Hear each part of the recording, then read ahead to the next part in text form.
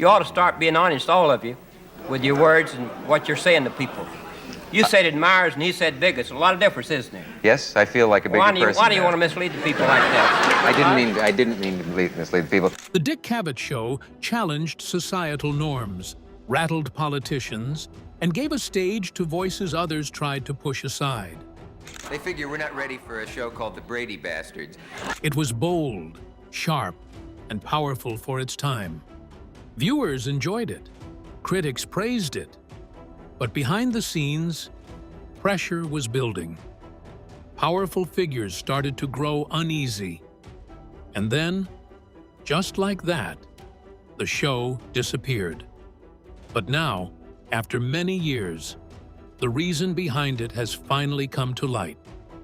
What really brought down the Dick Cavett Show? Join us as we uncover the real reason why it was taken off air. A bold step into prominence.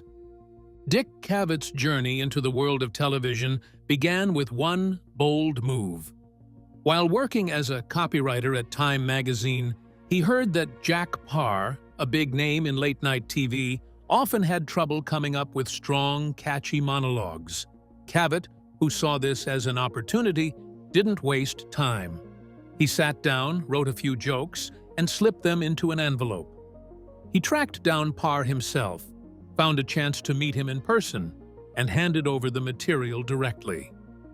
That same evening, Cavett made his way into the studio audience where Parr's show was being taped. He sat among the crowd, nervous but hopeful, waiting to see if Parr would use his jokes. As the host stepped out, Cavett spotted a folded sheet of paper in his hand. He instantly knew what it was. His jokes had made it into the show. Though he started to feel unsure of himself in that moment, the audience laughed.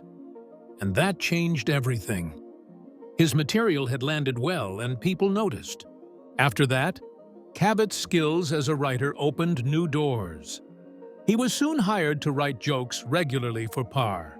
His name started to spread behind the scenes, and he began writing for major comedy figures like Johnny Carson and Groucho Marx. Though he worked in the background at first, it wasn't long before Cavett stepped in front of the camera. In 1968, ABC gave him his own talk show, marking the real beginning of his public career. Cavett's creativity helped him stand out quickly. His show felt different. Unlike most hosts who focused on light chatter or celebrity gossip, Cavett led thoughtful interviews. He brought in authors, scientists, musicians, politicians, and thinkers. The show had a slower pace, but it pulled people in. His questions were smart. His tone was serious, but engaging. He made room for ideas to grow during each episode. Even though he looked confident on screen, Cavett often felt pressure behind the scenes. Hosting a talk show meant staying alert, being ready for anything, and keeping things moving without missing a beat. He had to focus hard on every word the guest said, but sometimes he got lost in the effort to look like he was paying attention. He would realize the guest had stopped speaking, and he hadn't fully taken in what was said. Still, he always found a way to keep things moving. Over the years, Cavett's show used various formats and networks. He appeared on different channels and even tried radio. But the ABC version of his show, which ran from 1969 to 1974, became the most well-known. At that time, The Tonight Show starring Johnny Carson ruled late-night TV. Many shows tried to compete with Carson but didn't last long. Cavett's show, however, stayed strong. Even though ABC had fewer stations and less reach than NBC, Cavett held his ground and kept people tuning in for 5 years. His approach was different from most. He earned a name for himself as the kind of host who attracted people who wanted more than laughs. His interviews went deep. He didn't rush guests. He let them share their views fully, even when they clashed. The show often featured guests who strongly disagreed on big issues. Instead of steering away from conflict, Cavett created space for real debates. He didn't take sides or stir things up for drama. He just helped both people speak and be heard. Viewers who wanted something richer found it in Cavett's show. People respected him for giving thoughtful people a place to talk. He brought famous minds into homes every night, and he never dumbed things down. He also knew how to handle tension. When things got heated between guests, Cavett stepped in and guided the conversation back on track. He didn't lose control. He stayed focused and helped the show keep going without falling apart. Cavett's voice, deep and steady, also became part of his trademark and gave his interviews a serious feel. Critics praised him, calling him smart, refined, and full of range. He never tried to show off, but his knowledge always came through. He asked the right questions, listened carefully, and he knew when to step back and let the guest lead. Throughout the years, Cavett kept coming back to the talk show format. Even after long breaks or changes in direction, he returned to the role that made him famous. Though the landscape of late-night TV changed with time, his place in its history stayed. He showed that talk shows could do more than entertain. They could challenge people, inform them, and make them think in new ways. Cavett helped raise the level of late-night TV, even if it meant reaching a smaller but loyal audience. He didn't follow the trend. He made his own path, and people who wanted more from television followed him along the way. However, for some reason, the show had to end. The reason why the Dick Cavett Show ended. In the late 1960s, the Dick Cavett Show came up on American television and brought something different to the screen. Unlike many other talk shows of the time, it didn't rush or rely too much on laughter and stunts. It moved in another direction, one that tried to dig deep. Dick Cavett didn't just sit with guests to make jokes or promote movies. He tried to bring out real conversations, and he often picked guests who had strong opinions or strange, interesting stories. The show started during a time when America was going through a lot of changes. The country was dealing with war, protests, music revolutions, and social tension. Most talk shows tried to avoid these tough subjects, but Cavett's show picked them up. It brought guests from every side of culture: writers, musicians, scientists, politicians, actors, and activists. He brought on people who didn't always agree with one another, and sometimes they ended up arguing right there on stage. He didn't try to stop it or rush through it. Cavett's style stood out. He didn't push people too hard, but he didn't back off either. He listened. He had a background in stand-up comedy and writing, but he also read books and studied before speaking with guests. He came prepared. His show offered something that felt smarter, slower, and more thoughtful. Viewers could sit down and learn something new, not just laugh and move on. He let the viewers take it all in, even when things turned awkward or tense. One of the main things that made the Dick Cavett Show different was its format. While other shows stuck to short segments, Cavett allowed more time for each conversation. At times, a guest stayed for the entire episode. He even brought out more than one guest at a time and let them mix, clash, or find common ground. That added some tension, but it also brought life to the show. It felt real. But no matter the format, the core stayed the same. It was all about letting people speak their minds, even when what they said made others uncomfortable. As time went on, problems started to build up. Some came from the outside world, some from within. Television in the 1970s began to change. Networks wanted higher ratings. They wanted shows that moved faster, had more excitement, and could pull in big crowds. The Dick Cavett Show didn't work that way. It didn't always bring in huge numbers. Its pace was slower. It didn't grab attention right away. Some viewers loved that about it, but others began to turn away. Sponsors started to step back. They didn't like the tension that came from political guests or controversial subjects. The show didn't avoid hard topics, which made some advertisers nervous. They feared backlash. They wanted something easier, something safe. Network heads picked up on that worry. They began to think about switching things up. Cavett also ran into pushback from the networks. Producers often told him to soften the tone or avoid certain guests, but he didn't want to give in. He believed in what he was doing. He pushed back, and that caused friction. Over time, the support behind the show began to fall apart. What had once felt bold and fresh now seemed too risky for the people calling the shots. However, audience tastes also played a role. As newer, flashier shows came up, people began to expect something different. They didn't want to sit through long interviews. They wanted quick laughs, games, or music. Other hosts came along who leaned into that fast pace, and Cavett's approach started to feel old to many. It didn't match the direction that TV was heading toward. Another problem came from scheduling. Over the years, the show aired on several networks, first ABC, then CBS, PBS, USA Network, Olympia Broadcasting, CNBC, and later on other smaller channels. Networks kept moving the show around, and each time it moved, something shifted. It didn't always stay in one time slot. That made it hard for viewers to keep up. Some people wanted to watch, but they couldn't find it. Others gave up trying. The back and forth between networks didn't help either. Each time the show moved, it lost part of its audience.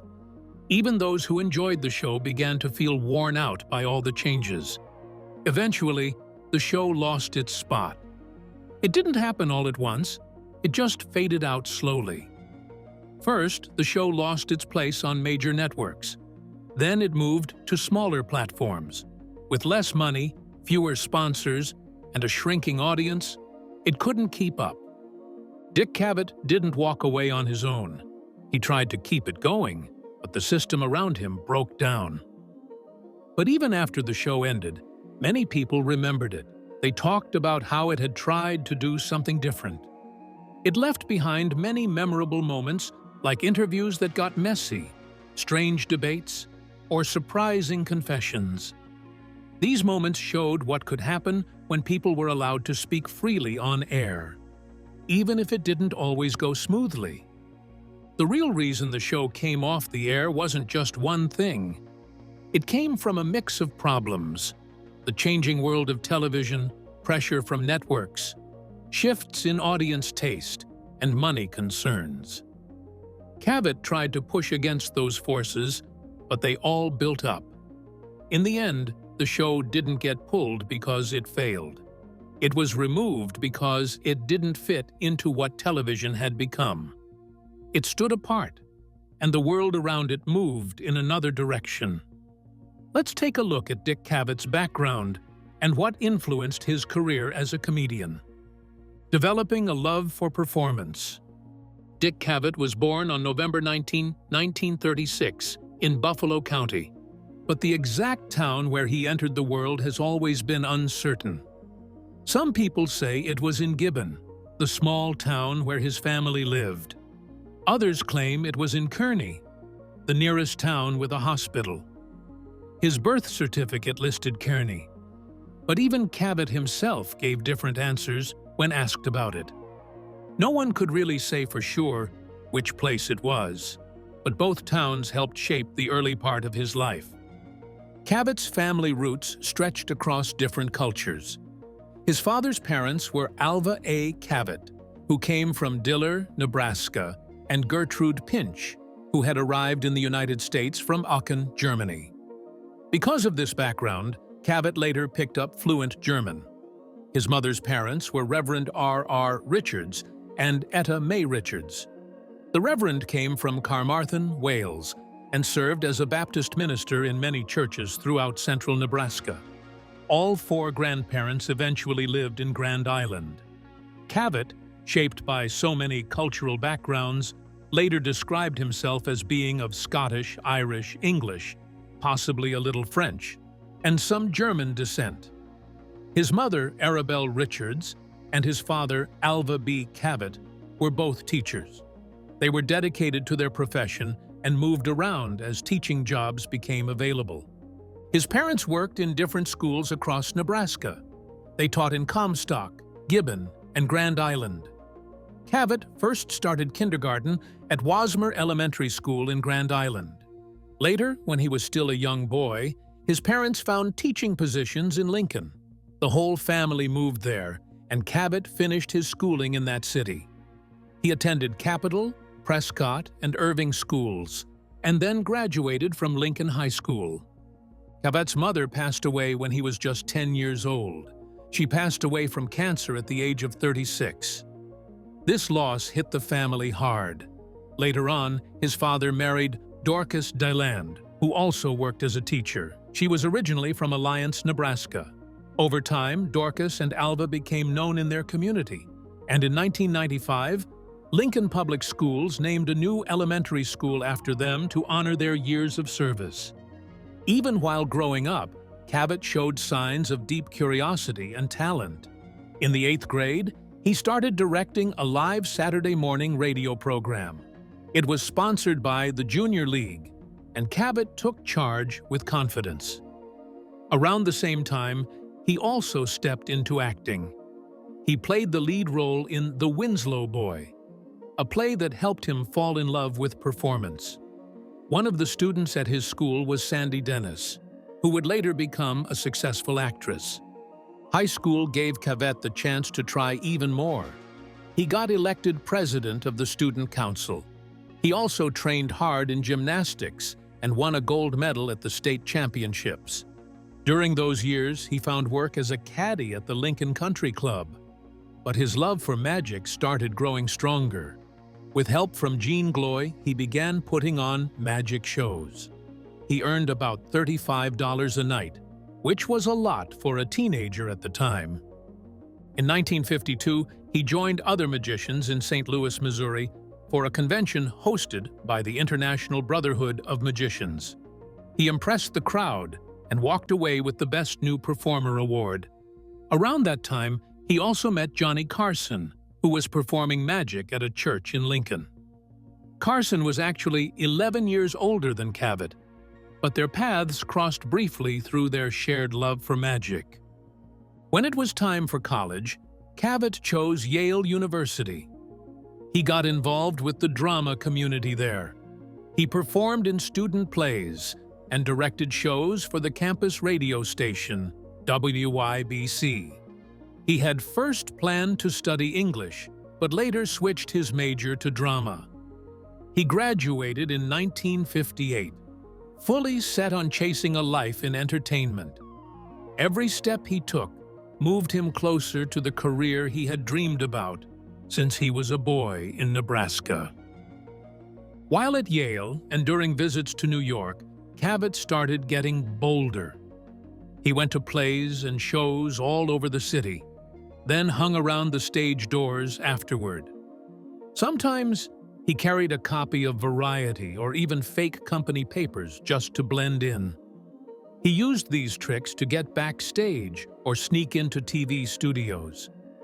He was always trying to get close to the stars and understand how the industry worked. His eagerness to watch, listen, and learn was a part of his personality that helped him grow fast. After college, Cavett took on all kinds of odd jobs to keep himself afloat. He worked as a store detective, keeping watch in department stores. He got hired as a label typist at a Wall Street firm, handling simple clerical tasks. He also worked as a copy boy for Time magazine, running errands and helping out around the office. Each job helped him stay close to the city's fast pace, and little by little, Cavett kept pushing forward. However, his life wasn't always cheerful as one might think, and that affected his career too. Battling with depression. Dick Cavett's story with depression started early in his life, just as his future looked bright. While studying at Yale as a freshman, something began to go wrong inside him. He could not understand it at first. He only knew that he didn't feel right. It crept up on him slowly, pulling him down when he least expected it. As the days rolled by, the heaviness stayed, hanging over him like a storm that refused to leave. That feeling didn't go away with time. Instead, it grew stronger and followed him well into his adult years.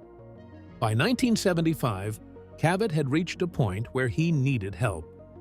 He reached out to a well-known doctor named Nathan Klein. This doctor prescribed him antidepressant medication. It was a new step for Cavett, and luckily, the medicine helped ease the weight he had carried for years. But it wasn't the end of his battle. The struggle returned more forcefully 5 years later. In 1980, Cavett was on board a Concorde, ready to take off, when something inside him cracked. Sweat poured from his body. His chest tightened. Panic hit him out of nowhere, and his hands started to tremble. He felt trapped, like the walls around him were closing in. He was taken off the plane and rushed to Columbia Presbyterian Hospital in New York City. This episode had become his most severe one yet. He no longer trusted his mind, and he didn't know how to fight back. At the hospital, Cavett was given electroconvulsive therapy. This treatment, often misunderstood by many, turned out to work for him. After it ended, something inside him lifted. The weight wasn't entirely gone, but it moved aside enough for him to breathe again.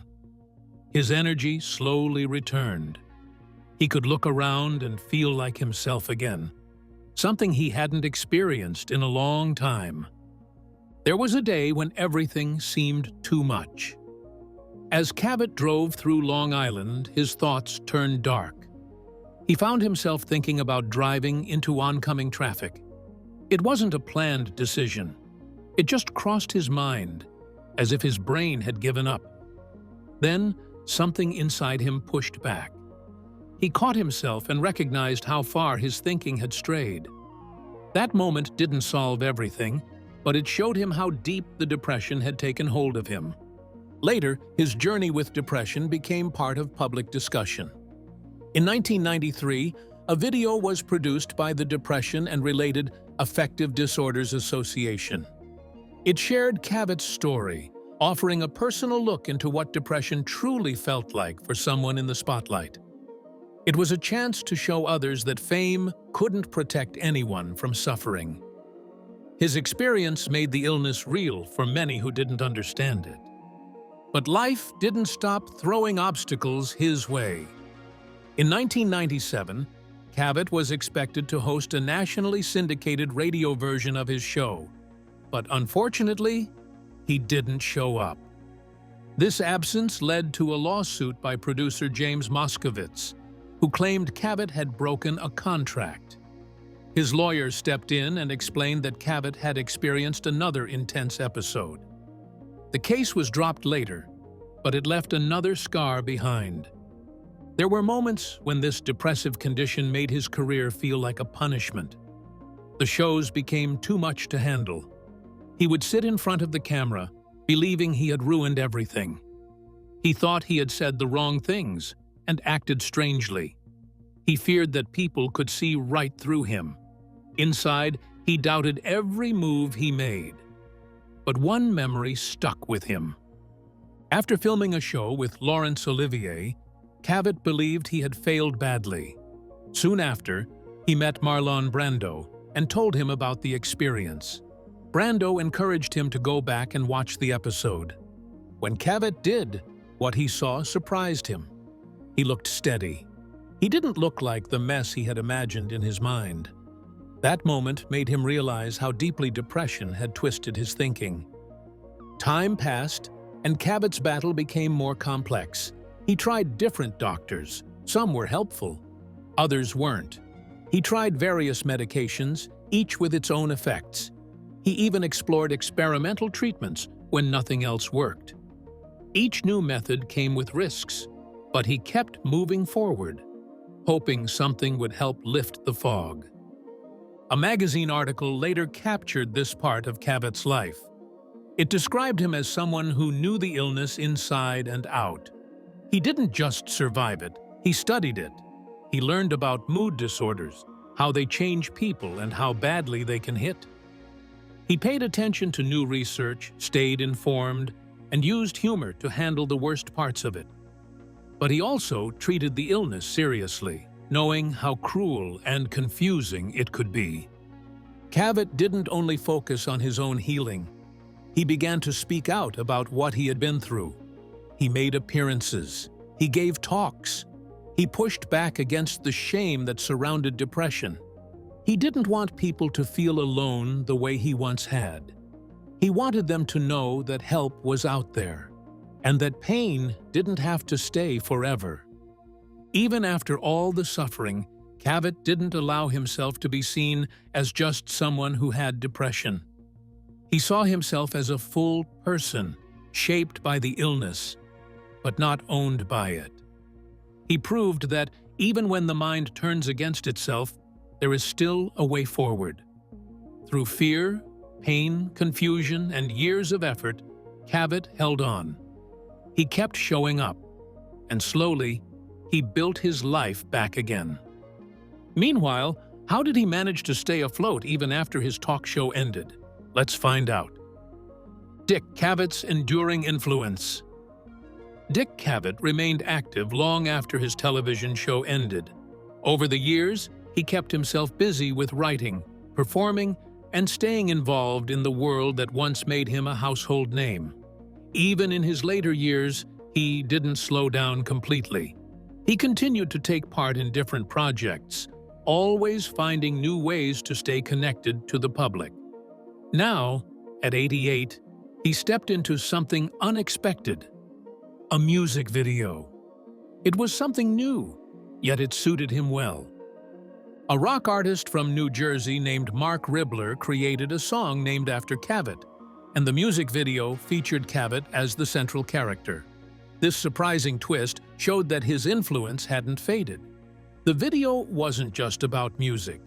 It stirred old memories and opened up conversations. Ribbler, who performs in a band with Steven Van Zandt, known for his role in The Sopranos, and as a member of Bruce Springsteen's E Street Band, shared that Cavett's show meant a lot to him while growing up. The easy and natural tone of Cavett's interviews stuck with him over the years.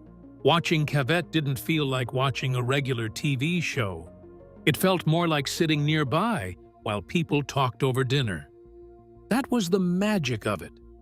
Cavett had a unique ability to help his guests relax.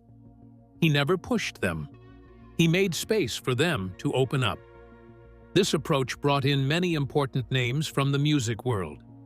Cavett began to realize how many legends of music had joined him on his stage. Among all of them, Janis Joplin stood out. Her visits made a huge difference. She brought energy, honesty, and something fresh. Cavett believed that once she came on the show, other musicians followed because of her. Her presence gave the show a special place among younger music fans. She helped shape what the program became during that period. The director of the new music video, Bader, wasn't shocked that Cavett handled the role so easily. Cavett had done so much in his life. He had acted on Broadway and appeared in many different television shows. Besides his own talk show, he showed up on other famous programs like Saturday Night Live, Cheers, and even animated shows like The Simpsons. He had small roles in big movies such as Forrest Gump, Annie Hall, and Apollo 13. He fit in no matter where he was put. That kind of versatility made him stand out for decades. Though he no longer had his own show, the past hadn't disappeared. The internet helped bring his old interviews back to life. A YouTube channel began posting clips from his earlier years, and people all over the world began watching again. Since the channel started in 2018, It had gained over 146 million views. Those moments from the past found new meaning. Younger audiences discovered the brilliance of his style, while older fans enjoyed the chance to relive what they had once watched on TV. Cavett had also faced personal challenges in recent years. A few years back, he suffered a stroke. It changed parts of his daily life. He now used a walker or a cane to move around safely. Still, he felt thankful that he had recovered as well as he had. The stroke didn't leave him feeling broken. He got through it better than many others do. He understood how cruel a stroke could be. It could take so much away from a person. But for him, most things had returned, and he could manage his day-to-day life with some adjustments. This wasn't the only personal struggle he had been open about. Long before the stroke, Cavett had shared his battle with depression. He didn't hide from it. He talked about it publicly and even spoke at events focused on mental health. He visited cities like Omaha and Lincoln to speak about what he had gone through. Writing had always helped him during those difficult times. Putting thoughts on paper gave him a sense of peace. But since the stroke, he hadn't been writing as much. It became harder to sit down and focus. Still, he hadn't given up on it. He thought about getting back into it because writing made him feel better. It was part of who he was, and even if he had slowed down, that part of him still lived inside. In his late 80s, he didn't fade away. He stepped into a new spotlight, showing that even with setbacks, a person could still move ahead. Cavett's journey continues, shaped by everything he had lived through, and still open to what lay ahead. Cavett's story shows a lifetime filled with variety. From hosting groundbreaking interviews to acting in major films, from fighting health challenges to staying creative in old age, he kept moving forward. The music video wasn't just a comeback. It was proof that he still mattered to people. His past stayed relevant, and his name carried weight in different circles. His talent found new ways to reach people, and he embraced each opportunity with the same presence that once made his talk show so special. If you enjoyed this video, like and subscribe, and also click the next video shown on your screen.